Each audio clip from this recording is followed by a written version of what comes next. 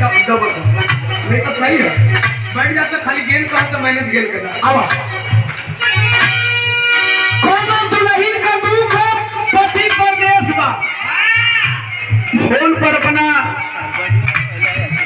दिल का दर्द बतावत है ये राजा। तोहरा भी नहीं फगुनवा कैसे बीती ये राजा।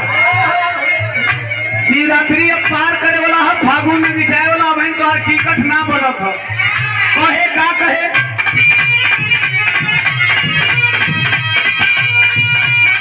ए सैया